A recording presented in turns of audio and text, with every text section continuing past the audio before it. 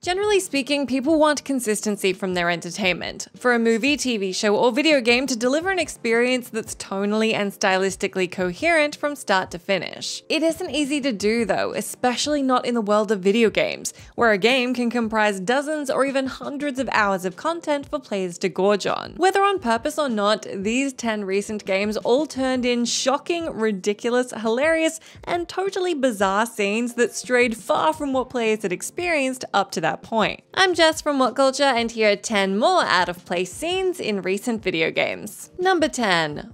Off you little incel. Lost Judgment. The 8th chapter of Sega's detective sequel Lost Judgment sees players returning to Serio High School, where they're tasked with checking in on murdered teacher Sawa's former class, 2-2. Heading to the class will trigger a cutscene where protagonist Yagami is confronted by numerous students, including the prickly Akane, who derides her fellow classmates for being upset at Sawa's death. When one of the kids tells Akane to be quiet, she replies, "Off you little incel," in a moment that's sure to pull anyone playing immediately out of the game. This variation only appears if you're playing the game with Japanese audio and English subtitles. Otherwise, Akane calls him a twerp. But given that the incel movement isn't really a thing in Japanese culture, it blatantly feels like an overzealous translator trying to westernize the dialogue. Number 9. The Heisenberg Fight, Resident Evil Village. To be completely fair to Resident Evil Village, the game never really pretends to be anything other than shamelessly silly schlock horror,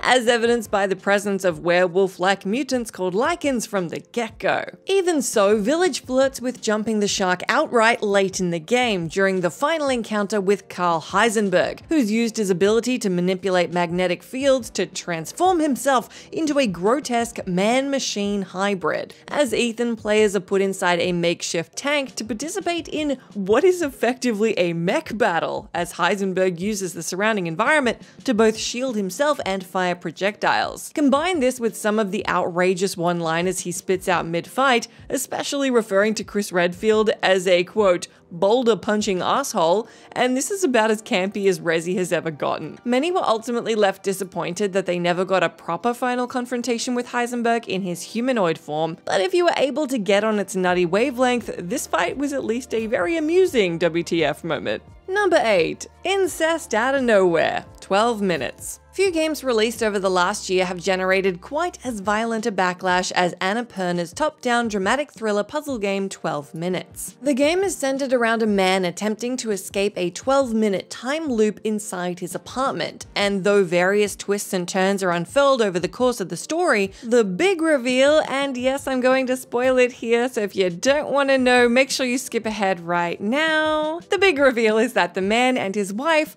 are actually biologically related. The rug pull at the end of the game reveals that the husband is in a relationship with his half-sister, who, to make matters worse, is pregnant with their child. The time loop has effectively been a mental construct created by the husband to try and figure out a way for them to be together. Players remain sharply split on the twist, as you can imagine, many dismissing it as tasteless and clumsily executed, while others praised its bold attempt to push storytelling boundaries in video games. Either way, just about nobody could have seen this coming when 12 Minutes was first revealed, that's for sure. Number 7. The Cockfighting minigame, Far Cry 6. One of the biggest complaints about Far Cry 6, beyond failing to re-energize the series' creaky formula, was its jumbled tone, which at a moment's notice switched from being a brutally violent, politically charged rip from history tale to a wacky action-adventure exercise. This was perhaps felt no better than with Ubisoft's decision to include a cockfighting minigame, where players could take part in cockfights as staged like a Mortal Kombat-esque fighting game, with health bars and all. This led to Peter petitioning Ubisoft to remove the minigame from Far Cry 6 altogether, which they unsurprisingly chose not to do. While cockfighting is certainly something that exists, treating it like a harmless joke by giving it its own satirical minigame clashes harshly with any earnest attempt the game might make to seriously engage with Latin American culture. Number 6. Professor LAVENTON claims Pokémon can shrink. Pokémon Legends Arceus. Though Pokémon Legends Arceus has been a critical and commercial success, players were nevertheless left picking their jaws up off the floor early in the game when a major change was made to the series' lore. Arceus, a prequel to Pokémon Diamond and Pearl, has Professor LAVENTON explain to the player exactly how Pokeballs work, and his declaration shook the entire damn fandom. LAVENTON said, "You'll recall, of course, that Pokémon possess the odd power to shrink themselves down. With the Pokeballs we craft, we can make use of that power to catch them." Given that the existing fan consensus was that Pokeballs were able to shrink Pokémon down to size, it was incredibly shocking to learn that this wasn't in fact the case,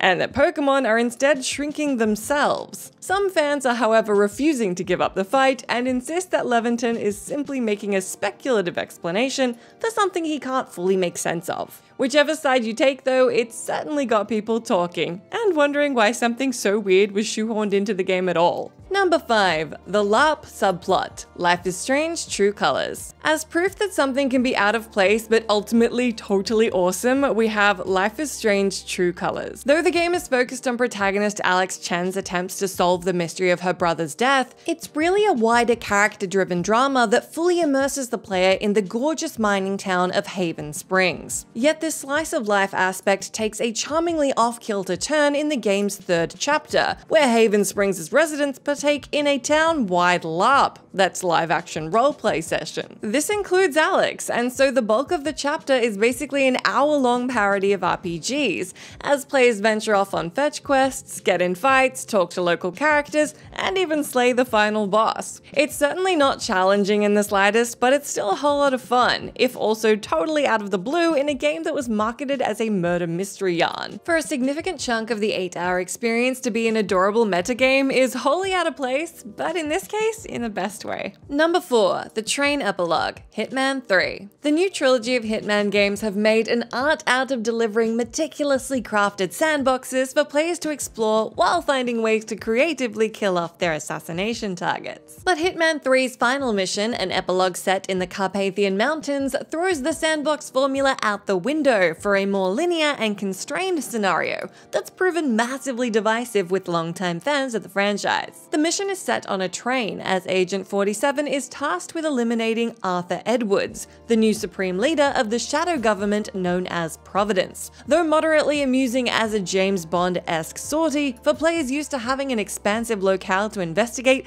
and a wealth of murder options at their disposal, this felt bafflingly simple and restrictive. There's far less of an incentive to be stealthy in this mission, where players are basically encouraged to relentlessly shoot their way to the finish, as is about the least Hitman-like of strategies imaginable. It's not a good Hitman level, but it is fun to a point. Either way, it's wildly out of place compared to everything else in the recent trilogy. Number 3. The Smash Bros. Boss Fight, No More Heroes 3. The No More Heroes games are nutty enough that there isn't a whole lot that could feel hilariously left of field, and yet, the final battle between Travis and Damon goes to a place just about nobody could have seen coming. The last stage of the boss fight turns into an outrageous parody of Super Smash Bros., evidenced by the camera perspective, the damage percentage indicators for each fighter, and that the battle ends with Damon being knocked into the stratosphere, complete with Smash's iconic "game" announcement. The Smash homage didn't go down well with everyone though,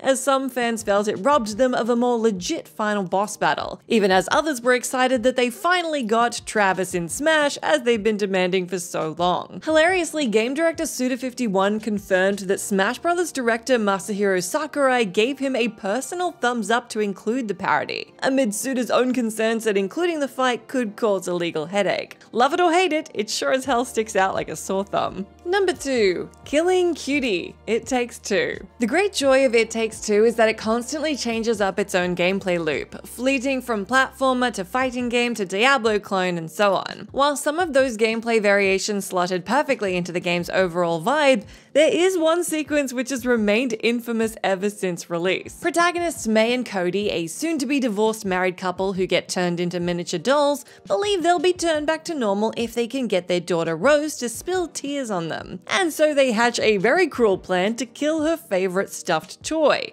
the adorable, squeaky-voiced Cutie the Elephant. Such begins a mission in which players chase Cutie around, capture her, rip her ear and leg off, and eventually drop her to her demise. To make it worse, Cutie spends the whole ordeal begging you to spare her, all while May and Cody profusely apologize, and worst of all, the resulting tears from Rose don't even return them back to normal. While many players felt that the scene went too far, it was clearly supposed to be out of place, juxtaposing May and Cody's unhinged joy at making their daughter cry with the utter horror of mutilating and killing Cutie. It's easy to imagine director Joseph Fares maniacally cackling to himself while coming up with such a horrific scene, but at least Cutie's patched up presence in the end credits suggests she was probably brought back to life. Number 1. The Emmys, Metroid Dread. Even those who unabashedly love Metroid Dread may struggle to defend the periodic encounters with Emmy robots throughout the game. Upon coming across one, Samus will be chased through the area until the player is either able to flee or hide by using the Phantom Cloak. If caught, the player has a brief chance to counter and escape,